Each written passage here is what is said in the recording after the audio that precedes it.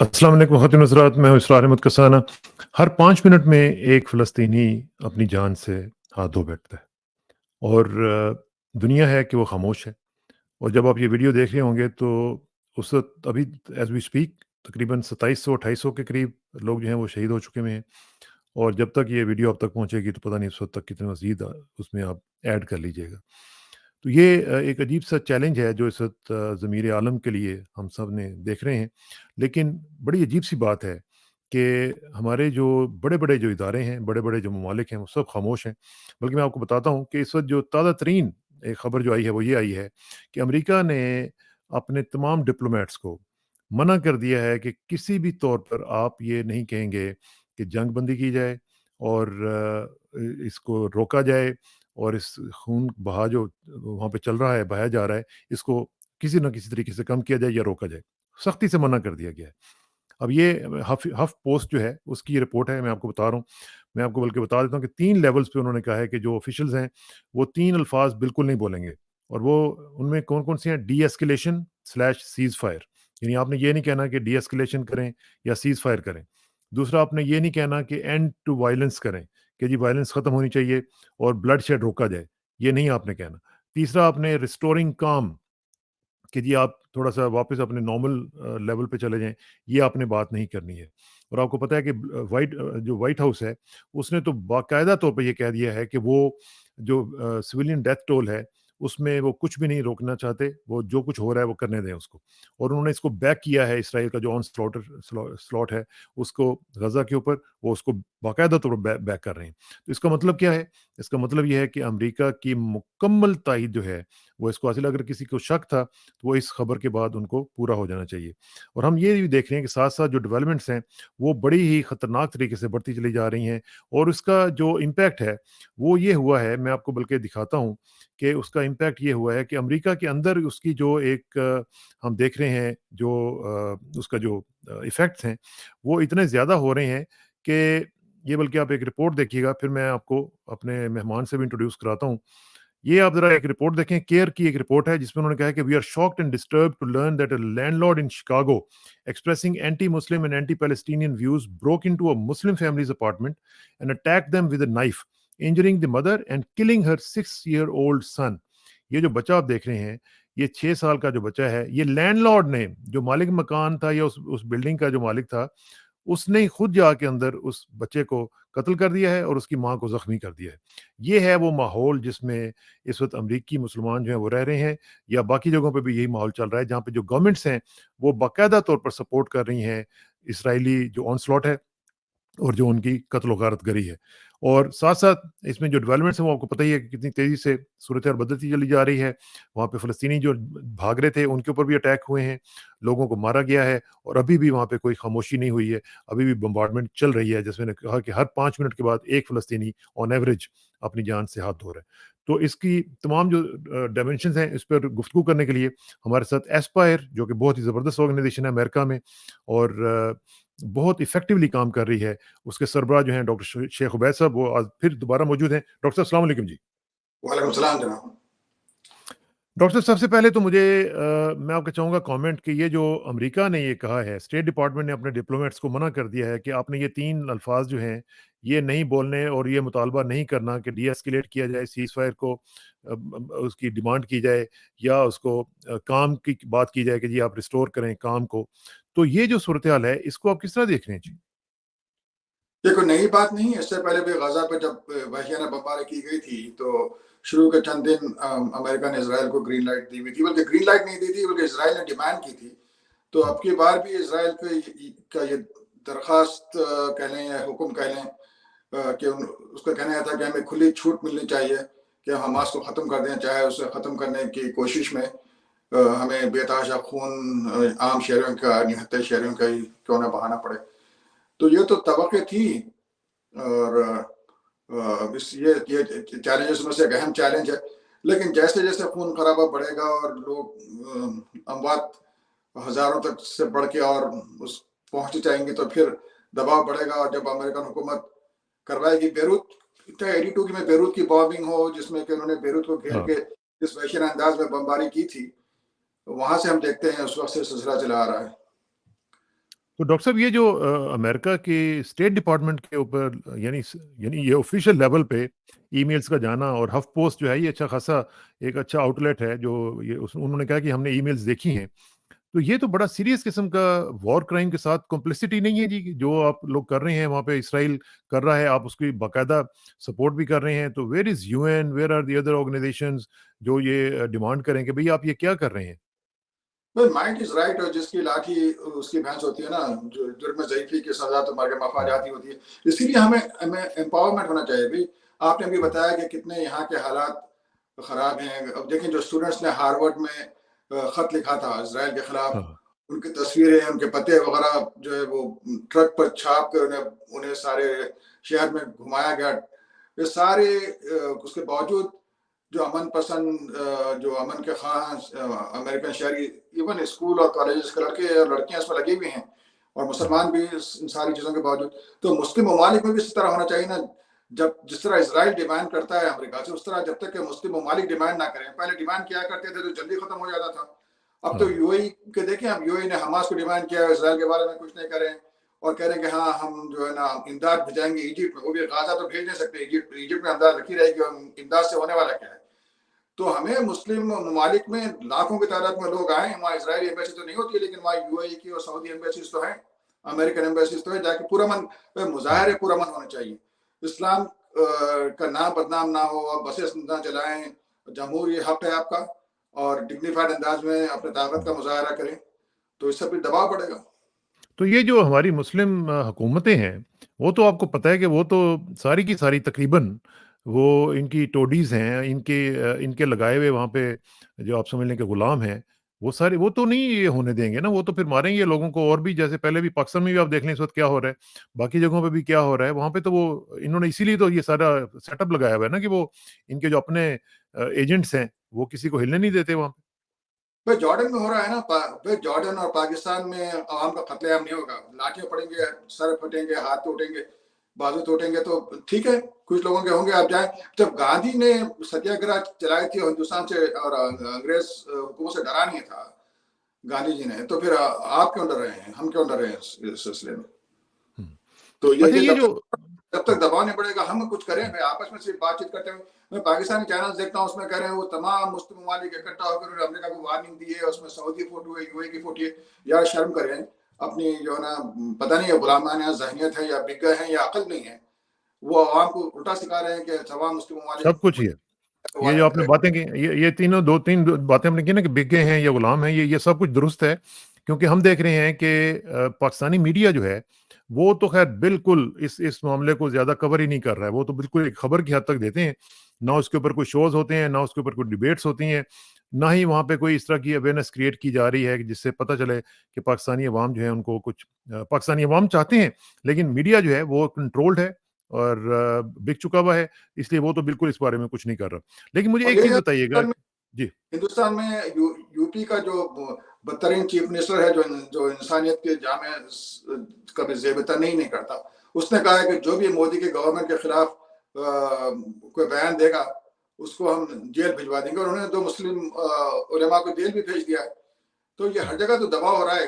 Israel इस वक्त जितना हाँ, जितना स्ट्रांग है सारी दुनिया में, कभी था ही नहीं ना। ये thanks to Saudi Arabia and UAE, जिन्होंने मोरसी रहमतुल्लाह अलैह की हुकूमत गिराई और अरब स्प्रिंग को क्रश किया। हुँ, उसके बाद से तो फिर मुस्लिम दुनिया मुंतशिर है, उन्हें पता है कि फिर कोई उनके आवाज, उनके खिलाफ आवाज भी हुँ, नहीं उठाएगा। हुँ। तो ये करना होगा। लेकिन जो है ना, जो क्या मजहबी तंजीमें क्या कर रही हैं भाई, जमात इस्लामी क्या कर रही है, जमात उलमा, जो चाहे कोई भी विंग उसका, वो क्या कर रहे हैं, तहरीक लब्बैक पाकिस्तान क्या कर रही है, यू नो फिर दूसरे दूसरे पार्टीज क्या कर रही हैं।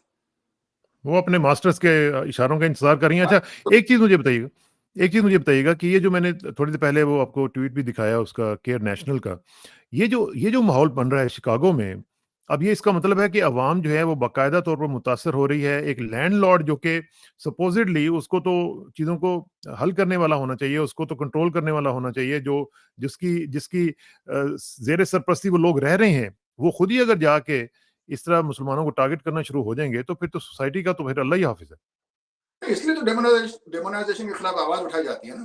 जब हुँ, इश्तियाल अंगेजी होती है मास मीडिया पे, तो उस तरह के इंसिडेंट्स तो होने ही होने हैं। इसलिए मैंने ट्वीट किया था जिल बाइडन के नाम, ताकि प्रेशर पड़े पब्लिकली। मैंने कहा कि ये तुम्हारे शौहर अमेरिका के प्रेसिडेंट, जो हम सबका प्रेसिडेंट है, उसका भी कंट्रीब्यूशन है, जो ये जो माहौल एंटी इस्लामिक माहौल बन रहा है, तो हमें दबाव डालना चाहिए।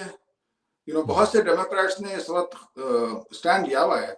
कोई 50 से बढ़ के मेंबर्स ऑफ कांग्रेस ने खत लिखा है कि रूल्स ऑफ वॉर को फॉलो करना चाहिए, और तो दबाव बढ़ाएंगे तो दबाव बढ़ेगा, तो हमें दबाव लेकिन बढ़ाना है। दबाव तो उल्टा उनकी तरफ बढ़ रहा है, जो कि हम देख रहे हैं कि मीडिया का, आप देखें MSNBC ने क्या किया, उसने मेहदी हसन को ऑफ एयर कर दिया, उसने अली वेल्शी को ऑफ एयर कर दिया, एक तीसरा भी आदमी है उसको भी ऑफ एयर कर दिया। तो हाँ, ये तो अहमद उल्टा मोहित। काम चल रहा है। हाँ, इस पे हमने फिर जैसा आपको पता है, तो कोशिश की इसको लेकर। गड़बड़ तो हो रही है, गड़बड़ होनी चाहिए। देखें, वियतनाम की जंग के वक्त भी शुरू में यही हुआ था ना। कोई किसी में हिम्मत नहीं थी कि मोहम्मद अली की साइड ले, जब उससे चैंपियनशिप छीन ली गई और जो मुजाहरे हो रहे थे आहिस्ता आहिस्ता। और सेम अफगानिस्तान की जंग के, अफगानिस्तान पे जब हमला हुआ, उस वक्त OIC की मीटिंग हो रही थी कतर में, मुझे याद है। और मुझे इतना दुख और इतनी शर्म हुई कि हमारी वक्त ये भी नहीं रही कि अमेरिका इतनी इंतजार कर लिया कि भाई डर के कि भाई ये सारे मुस्लिम ममालिक के हुकूमतों के नुमाइंदे जो कहीं ये मेरे खिलाफ कोई बयान ना दे दें, उसने उसी वक्त भी हमला किया था। तो ये सद्दाम हुसैन साहब ने जो हरकत की थी 91, उसके बाद से जो मिथ थी अरब इत्तेहाद की, मुस्लिम इत्तेहाद की, वो सारी कमजोर टूट गई। जा रही है हर साल और हर जंग के बाद। तो अवाम नास इसको दोबारा ला सकते हैं, दोबारा कोई तो अरब फिर डॉक्टर जो अरब स्प्रिंग की भी आपने बात की, आपने ये भी बताया कि जिस तरीके से मामला वहाँ पे हल हो रहे हैं अमेरिका की सतह के ऊपर, और अक़वाम मुत्तहिदा का हम देखते हैं कि कोई रोल ही नज़र नहीं आ रहा है, सिवाय 1-2 स्टेटमेंट्स के जो सेक्रेटरी जनरल साहब ने दे दी हैं। तो इसका मतलब है कि फिर ये तो इम्प्यूनिटी के साथ चलता रहेगा, अटैक्स जो हैं वो जारी रहेंगे, और जैसे मैंने कहा कि एवरी 5 मिनट्स में एक फ़लस्तीनी जो है वो अपनी जान देता रहेगा, उससे भी खुदा न ख़ास्ता बढ़ सकता है ये मामला। तो उससे भी फिर बड़े ये जो फौजी अंदर हाँ ना, दाखिल हो, उससे भी हाँ, बड़े। तो उससे भी ये ज़्यादा तो हो सकता है। दिन से डर यही था, क्योंकि इससे पहले हो चुका है। और जो भी आदमी सोच सकता है उसे पता है कि ये होगा। इसलिए जो एंटी वॉर एक्टिविस्ट थे, चाहे मुसलमान हो चाहे गैर मुस्लिम, उन्होंने ये शुरू होने से पहले, जैसे ही हमास का हमला शुरू हुआ, उन्होंने इसके बारे में खबरदार करना शुरू किया था। ये तो होना है। लेकिन साथ साथ आप देखेंगे, लंदन हो या न्यूयॉर्क में यहूदियों ने बड़ा मुजाहरा किया सेनेटर शुमर के ऑफिस के सामने कि भाई ये रुकना उसके चाहिए। हाँ, तो अच्छे लोग तो हर जगह हैं। तो अब ये लाखों की तादाद में लोग निकल आए हैं, इससे पहले भी निकल चुके हैं। अभी भी लंदन में हो या अमेरिका के शहरों में और टोरंटो मिसिसागा में, तो ये हो रहे हैं बड़े बड़े मुजाहरे, और ये बढ़ते जाएंगे जैसे जैसे इसराइल की दहशत और बर्बरियत बढ़ेगी।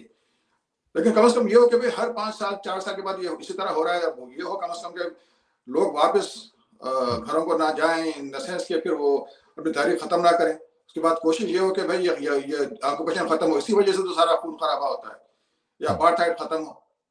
और आप देखें, जैसे ही जंग खत्म होगी उसके बाद इसराइल में बड़े बड़े मुजाहरे होंगे खुद नेतन्याहू के खिलाफ।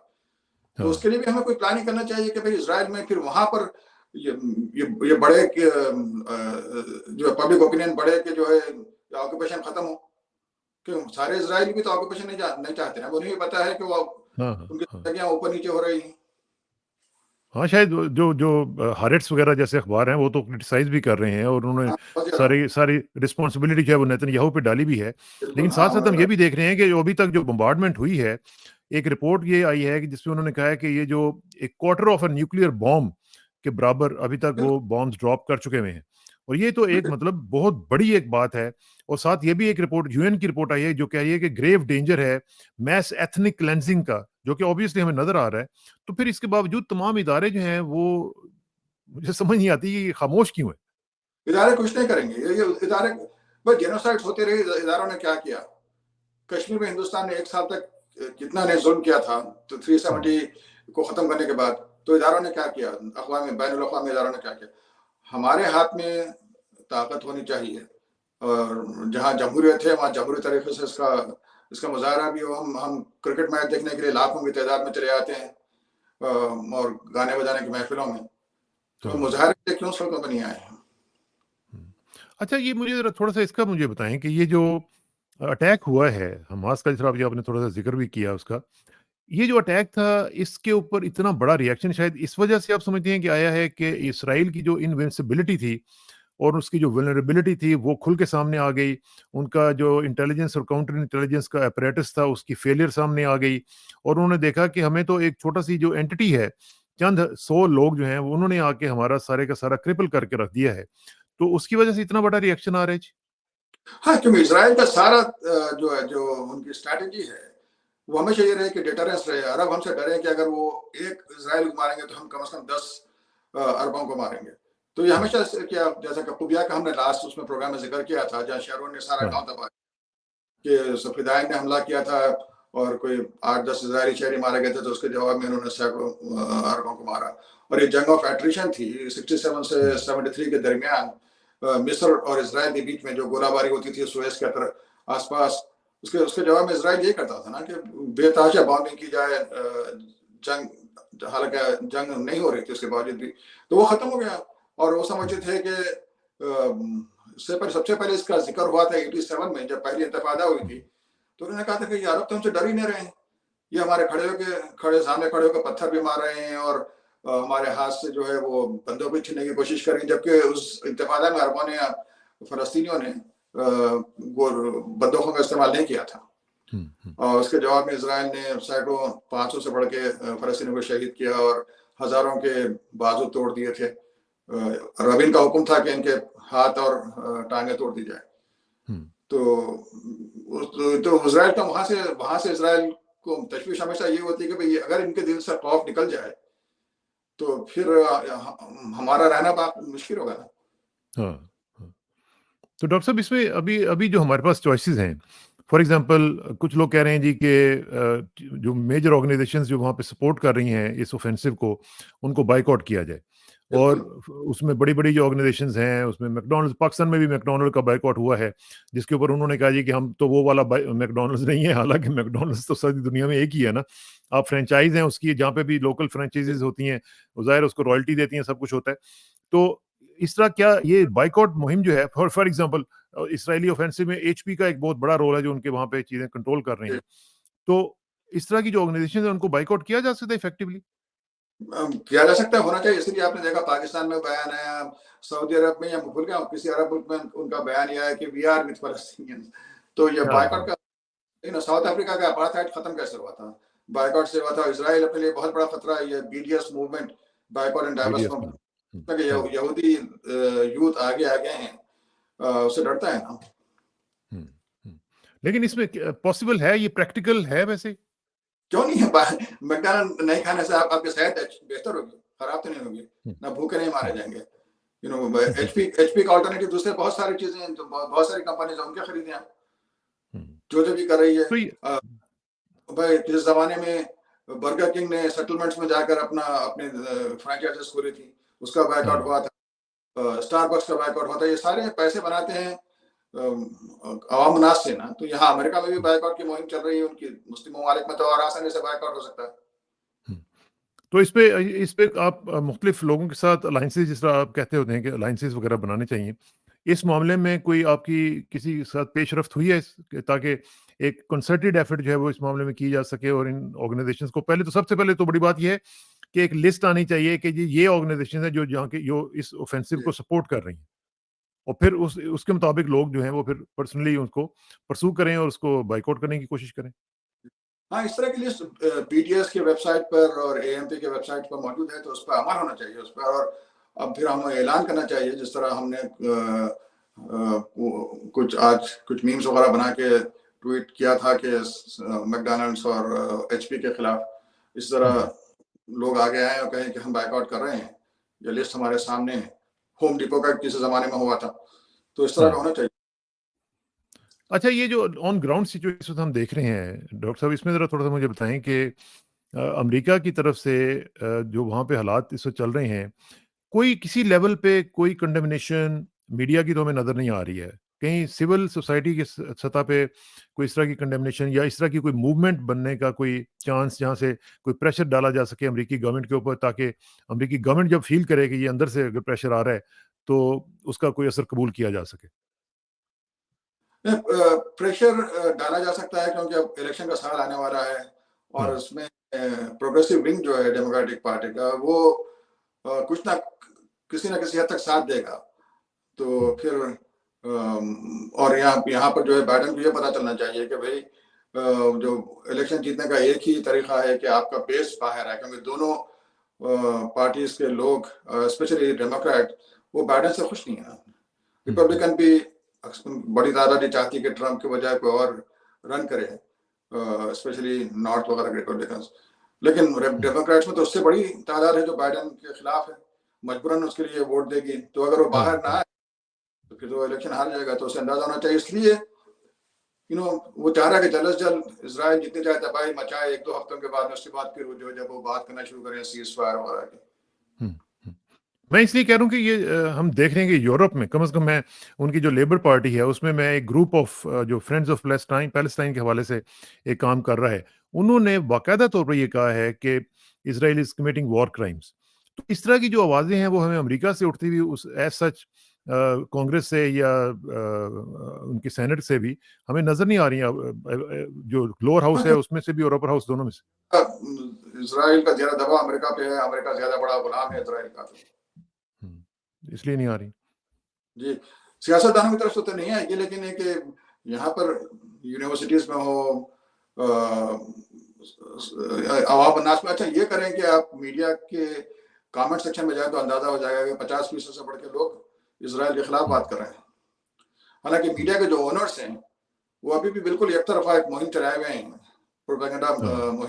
भाई मुझे बड़ी हैरत होती है कि यहाँ पर मीडिया अमेरिकन फौज का और अमेरिकन प्रेसिडेंट का के बारे में तो बड़े सख्त अल्फाज इस्तेमाल करता है, गलतियां बताता है, उनके मसालिम को बताता है, लेकिन इसराइल के बारे में मतलब ये गुलामी की भी इंतहा होती है।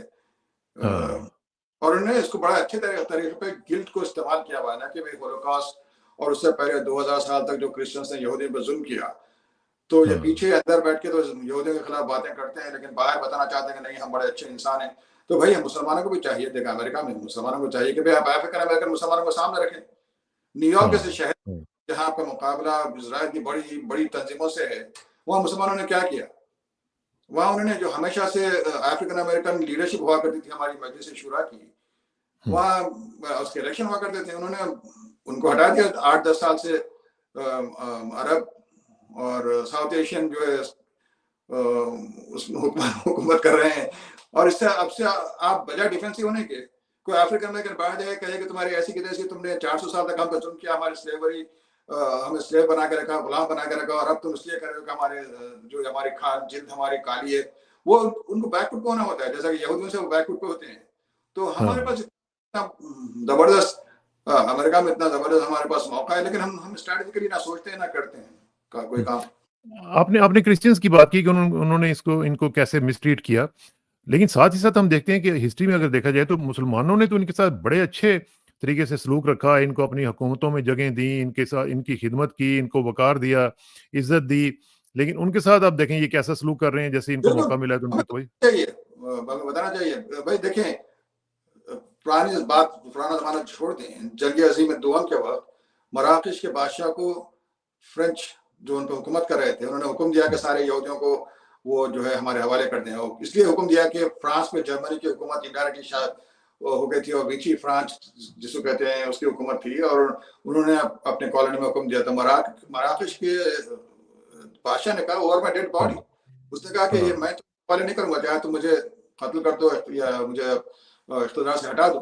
तो उसके जवाब में आप देखें, मराकश के यहूदी जब इजराइल जाते हैं तो उस जमाने में आपको याद होगा इनका लीडर हुआ करता था डेविड लीवी। डेविड लीवी वो शहर उनके भी राइट पे हुआ करता था, तो वो मराकश का यहूदी था। तो हमें ये बात खुल के करना चाहिए, हमें मीडिया से ये बात करना चाहिए कि भाई ये हमने तो हमेशा यहूदियों के साथ हुस्न सलूक रखा।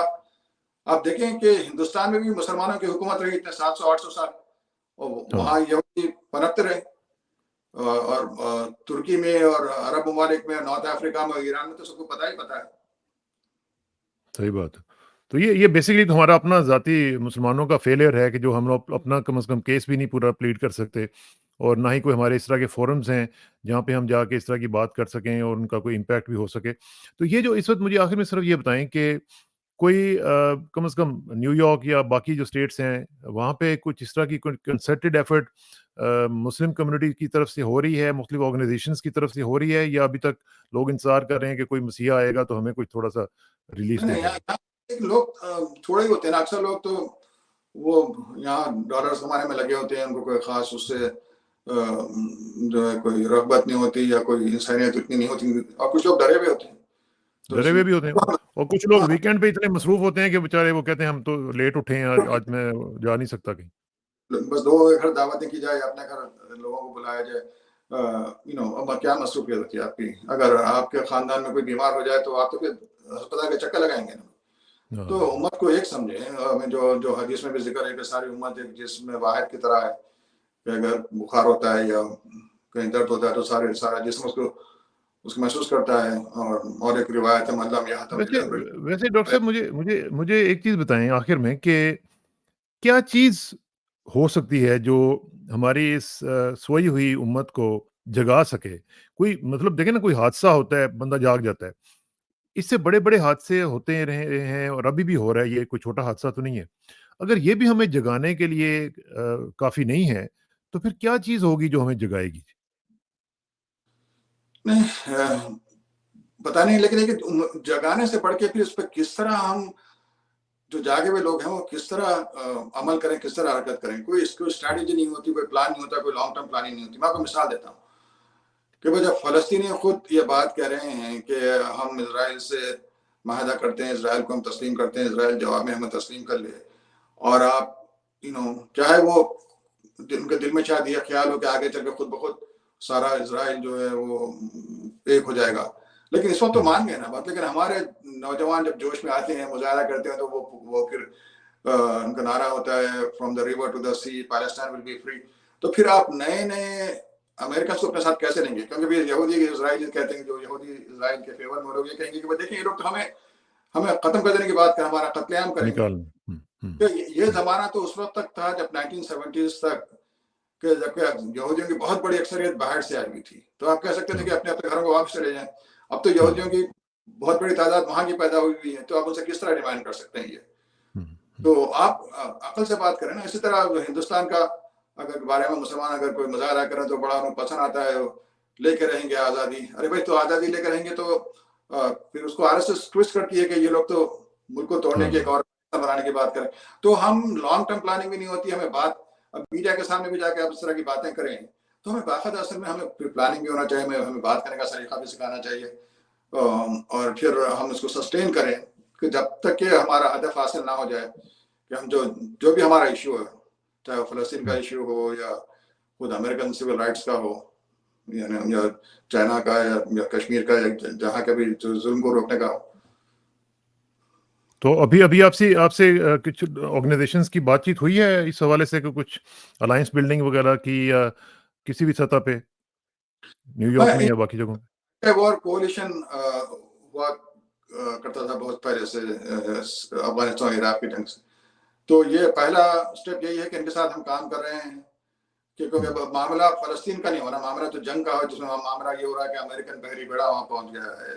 हमारा हाँ, सबसे बड़ा जो बहरी जहाज़ है, वो खुद पहुँच गया है बैरल वहाँ पर। फोर्ड, हाँ, हुँ, तो अमेरिकन बड़े आसानी से जंग के उसमें फिसल कर दाखिल हो सकते हैं ना। It's a very hmm, tricky slide.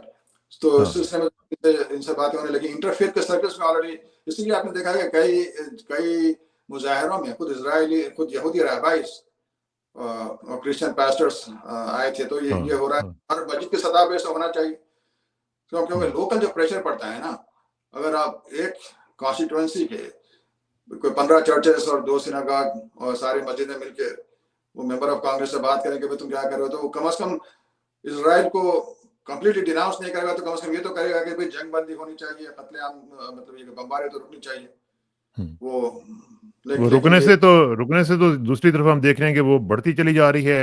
Lebanon में भी अटैक हुआ है, अब सीरिया के अलेप्पो एयरपोर्ट के ऊपर भी इसराइल ने अटैक किया है। तो ये तो रुकने का नाम नहीं ले रही, ये तो बढ़ती चली जा रही है। हाँ, उससे अच्छा, खुद अमेरिका को उसका पता है कि ये खुद अमेरिका के हाथ में बेहतर नहीं होगा। तो इनके जो बहरी बेड़े गए, वो हमला करने से बढ़ के डराने के लिए गए हुए हैं कि भाई हाँ, सीरिया और लबनान अपने अपने पास नई फ्रंट ना खोले। लेकिन वेस्ट बैंक, अगर वेस्ट बैंक के फ़लस्तीनी देख रहे हैं उनके भाई-बहन मारे जा रहे हैं, तो कब तक उनको आप काबू में करके रख सकते हैं? हाँ, और वहाँ सबसे बड़ी सरहद है इजराइल की। तो हालात और ख़राब होंगे और ख़राब हो सकते हैं। तो उसमें फिर हम जो हमारे जो कैंपेन्स है उसको भी बढ़ाएँ और मुस्लिम ममालिक की तरफ से दबाव पड़े। टर्की और सऊदी अरब अगर कहे ना तो फिर कुछ ना कुछ तो दबाव अमेरिका पे पड़ सकता है ना। पड़ सकता है, हाँ। ये बड़े दोनों बड़े मुस्लिम ममालिक हैं। तो ये कहने कि चलें मैं हमसे देखें। सहा नहीं जा सकता क्योंकि हमारे अवाम उन्नास हमारे खिलाफ हो रहे हैं, तुम कुछ करो। हाँ, हाँ, तो वो करेंगे फिर। और हुआ है कि बिल्कुल। बेरूत का ले लें या जो इससे पहले जो गजा पे जो बमबारी वगैरह हुई थी, तो अमेरिका के दबाव पे तो रुकी ना, वरना इसराइल तो चाहता था कि और ज्यादा बमबारी होती हाँ, रहे। हाँ, हाँ। चलें, इसको हम मॉनिटर करते रहेंगे। अभी तक तो जो सूरत-ए-हाल है बड़ी ही मखदूश है और मायूस-कुन है। इवन जो मुस्लिम कंट्रीज़ हैं वो भी इतना अपना रोल नहीं प्ले कर रहे। लगता यूँ है कि जैसे वो देख रहे हैं कि इनको मरने दिया जाए और फिर बाद में देखी जाएगी। मिस्र की और तरफ से बॉर्डर का बिल्कुल बंद कर देना, मिस्र का भी रोल जो है बड़ा नेगेटिव रहा है। लेट्स सी क्या होता है। डॉक्टर साहब इंशाल्लाह राब्ता रहेगा और दुआ में याद रखिएगा। फिर इंशाल्लाह जल्दी मुलाकात होगी। Thank you. शुक्रिया। अस्सलाम वालेकुम।